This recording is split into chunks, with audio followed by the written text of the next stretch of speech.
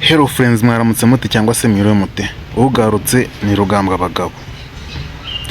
Mbehe na mbere yuko ngira icyo mbatangariza, reka nshimire abantu bakoze subscribe, like, share ndetse na comment. Abo bantu bahita kuri video yanjye bakoze ibyo bintu, nzabagura akantu cyangwa mbagurire ibyana mwirire, sibyo?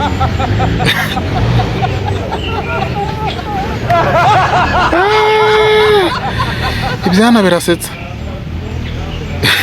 Ariko nubwo nseka ndababaye, ndagira ngo mbabwira aka kantu. Abakobwa muri mu myaka 18 cyangwa haruguru yaho gato kugeza kuri 20, ndagira mbibira aka kantu. Kumvise? Hako mbere ko nkavuga bakanze subscribe we, tukikomereza turi mu buryohe gusa. Aha, niba yakoze ndagushimira. Niba utarabikora nabwo nta kundi yari gabikora urangije kuri iyi video. Reka mbabwire, maze iminsi numva abakobwa bituratura, bivugavuga, bitaka, bishyiraho batari. Uno munsi ndabaziye. Wumvise? Uno munsi ndabaziye. Ati gute? Bamaze ibisi bituratura ngo abasore twarababuze, abasore beza twarababuze, nabo tubonye ntago bafite gahunda yo kudushaka. Urumva ngo hari ibisaza bifite amafaranga kandi birashaje mu gushaka gato gipfa. Niba ukeneye abasore bakiri bato, uramwaye. Niba ukeneye abakobwa bakiri bato, wa musore uramwaye. Wa mukobwa niba ukeneye abasore bakiri bato, uramwaye. Kango mwaza.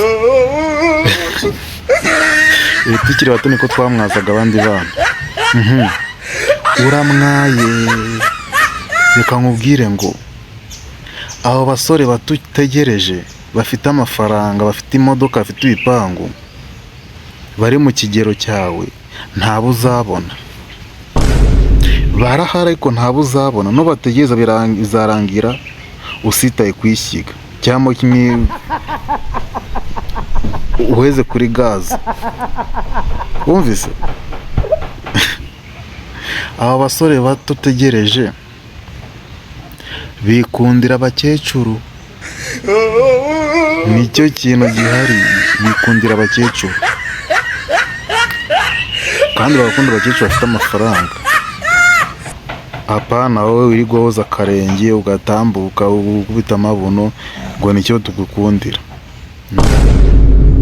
Dukeneye abafite amafaranga kubera ko ayo mwaturi yarahagije, kandi dukeneye abayafite, abazi gukora, abumva. Ntiyamutegereje abo basore rero, murababura. Ubwo niba turi gukunda abakecuru, namwe mwirukange mujye gukunda ibisaza ko bareba. Kanda subscribe,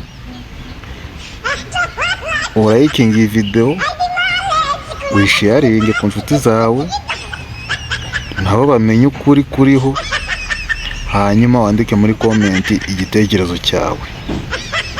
Umvise? Uko areba.